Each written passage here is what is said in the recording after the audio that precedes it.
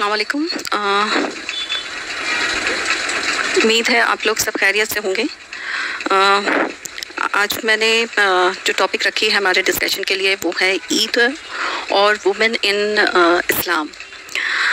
Actually ये दो पहलू अलग अलग मैं डिस्कस करने का सोची थी पहले, लेकिन फिर बाद में मुझे लगा कि ये पहलू कभी अलग हो ही नहीं सकते, क्योंकि जहाँ पे बात होती है बकरीद की ख़ास तौर से, तो वहाँ पे ज़िक्र हाजरा रज़ी अल्लाह अन्हु का तो छूट ही नहीं सकता। क्योंकि बीबी हाजरा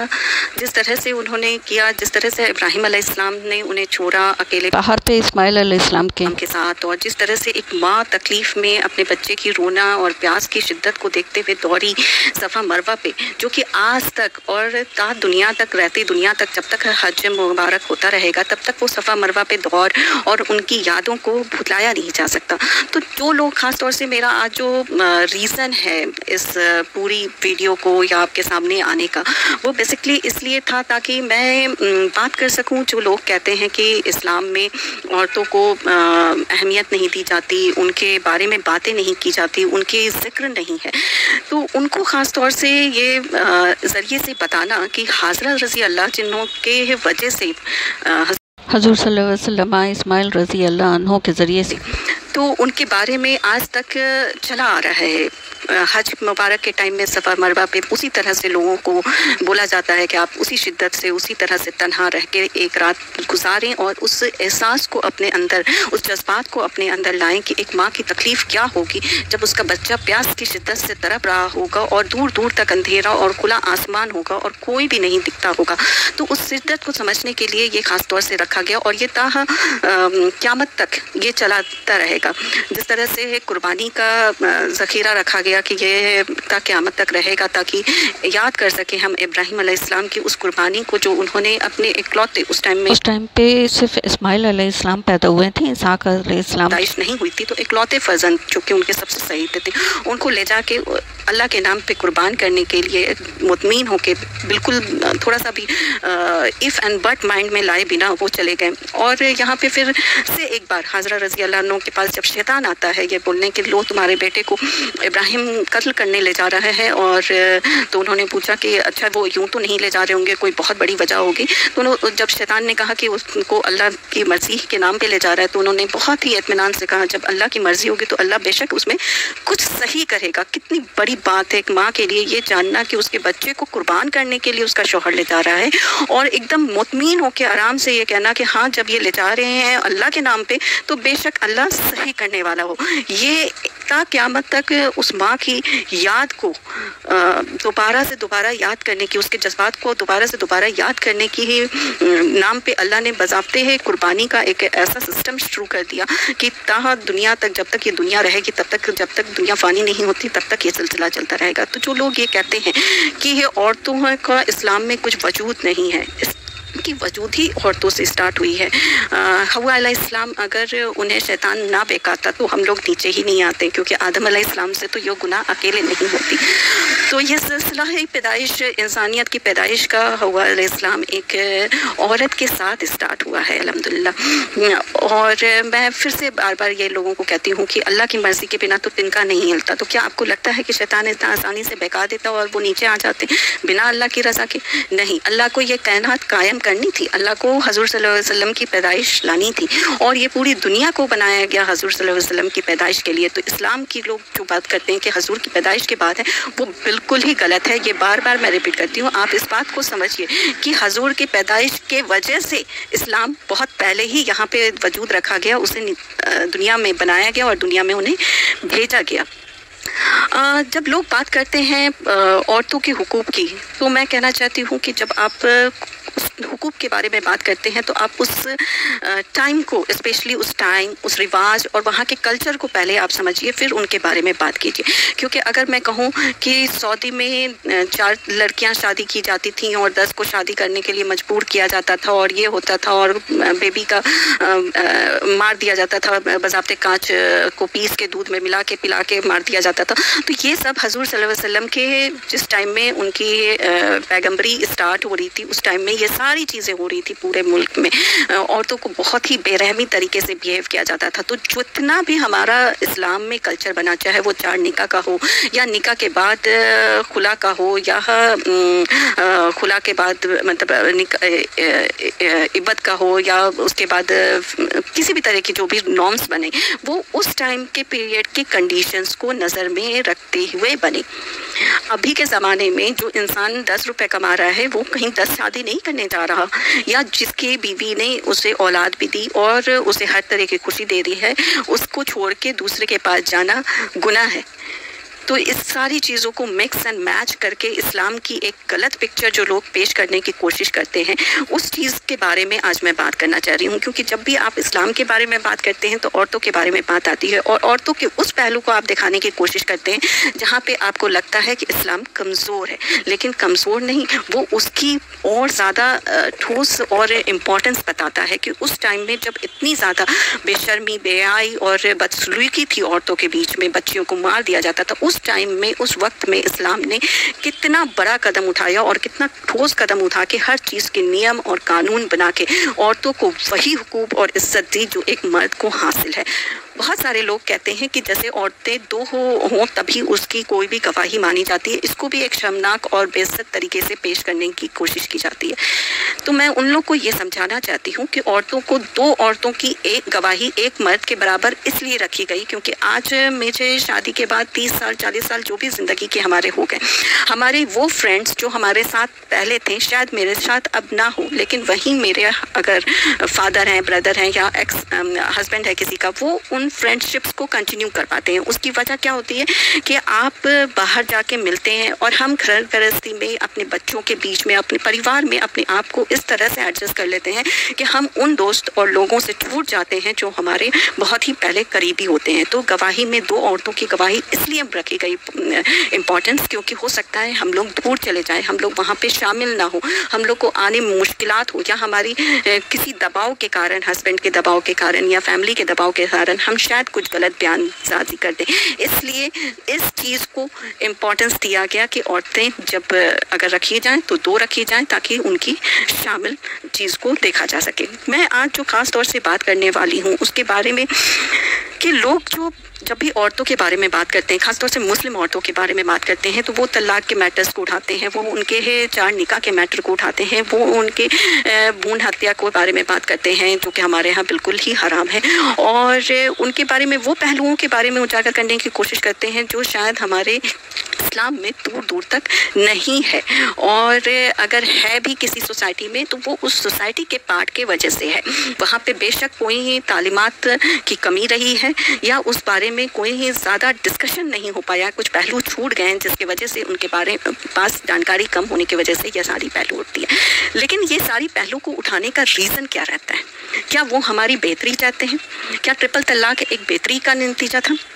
क्या ये सारी डिस्कशन हमारी बेहतरी के लिए? तो हमारी बेहतरी के लिए अगर बात है जो हम लोग फेस करते हैं, हम लोग तो सोसाइटी में, क्या आपको लगता है कि सेक्सिज्म के बारे में ज़्यादा हमें प्रॉब्लम है कि लोग कैसे हमारे कल्चर्स को उजागर कर रहे हैं, हमारे ड्रेस के बारे में बात करते हैं, हमारे बैकग्राउंड्स के बारे में बात करते हैं, हमारे कल्चर्स के बारे में बात करते हैं, हमारे जब बात करते हैं तो वो हमारी वो सारी इश्यूज लाना चाहते हैं, जैसे फोर्स मैरिज हुआ या हम ऑनर किलिंग्स के बारे में बात करते हैं, तो वो ज़्यादातर मुसलमानों को इस तरह से दिखाना चाहते हैं कि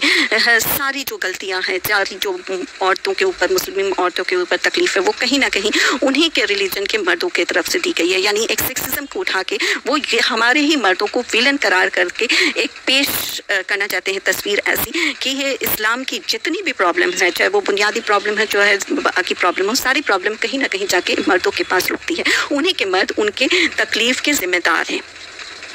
लेकिन क्या हमारी जैसे इंटेलेक्चुअल सोसाइटी की औरतों को ये तरह की प्रॉब्लम्स होती है या उन्हें इस प्रॉब्लम से निजात चाहिए? या इंटेलेक्चुअल सोसाइटी छोड़ दीजिए, एक आम घर की औरतें भी सिर्फ क्या यही प्रॉब्लम से जूझ रही हैं? क्या सिर्फ उनको अपने ही मर्दों, अपने ही परिवार वालों से ही प्रॉब्लम है? क्या उनको दुनियावी कोई और तरह की प्रॉब्लम्स नहीं है जिसके बारे में डिस्कशन नहीं किया जा रहा है? क्यों इस डिस्कशन के पहलू को ले जाके इस्लाम के नाम पे, इस्लाम के कल्चर के ऊपर ला के छोड़ दिया जाता है? क्या है इसके बैकग्राउंड की, इसकी बिग प्रोपेगेंडा जो चल रही है, जो पूरा एक तंजीम काम कर रहा है, क्या है उनका मोटिव? क्या हमारी असल प्रॉब्लम से उन्हें भगाना है, क्या ये सारी प्रॉब्लम्स जिसके बारे में हम बात कर रहे हैं वो दूसरे रिलीजन्स में या दूसरे कल्चर्स में नहीं है? सब जगह कुछ ना कुछ है, लेकिन इसको तवज्जो देने की वजह क्या है? इसको तवज्जो देने की वजह है कि हमें उस मेन रीज़न से हटाया जाए जो मेन रीज़न्स हमारे अहम बात रखती है, जो हमारे पावर की बात रखती है, जो हमारे लिए इम्पोर्टेंस रखती है, जो हमारे को लीड करने की बात करती है। उस लीड करने की बातों से हमें दूर करने के लिए इस तरह की चीज़ें को उजागर किया जाता है। तो जहाँ पे बात आती है वुमेन फैक्टर्स की है और डे टू डे हमारी लाइफ में बात आती है, तो हम भी इस चीज़ को फेस करते हैं डे टू डे लाइफ में कि हमेशा हमसे इस्लामोफोबिया के बारे में बात की जाएगी, हमारे पास इस्लाम में हिजाब के बारे में बात की जाएगी, हमारी हर वो तलकी जो हमारे को कमज़ोर नज़रिया दिखा सकती है उस बारे में डिस्कस किया जाएगा। कभी ये नहीं बोला जाएगा कि आपके ऑफिस में क्या नॉर्म्स आपके साथ पेश किया जा रहा है, कहीं आपको फिजिकल और वर्बल टॉर्चर तो नहीं किया जा रहा है। इस नॉर्म्स को, इस सारी बातों को, टॉपिक को छुपा के इस्लामोफोबिया और के बारे में बात किया जाएगा, ना कि रेसिज्म के बारे में, ना ही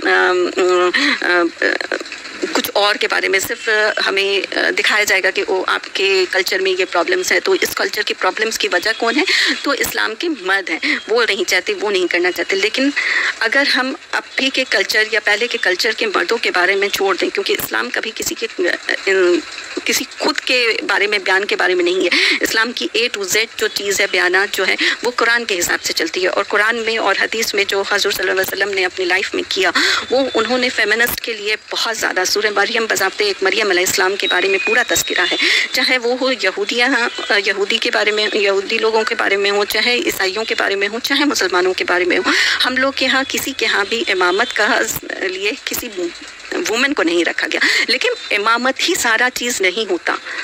इमामत के ऊपर भी बहुत सारी चीज़ होती है। स्कॉलर्स होते हैं, इस्लामिक स्कॉलर्स में औरतें भी होती हैं, मर्द भी होते हैं, और दोनों बाखूबी एक तरह से चलते हैं। ऐसा नहीं होता कि इस्लामिक स्कॉलर्स में औरतों को नहीं हिस्सा मिलता। तो जब लॉ मेकिंग की बात आती है या कोई तरह की चीज़ों की बात आती है, तो वहाँ पे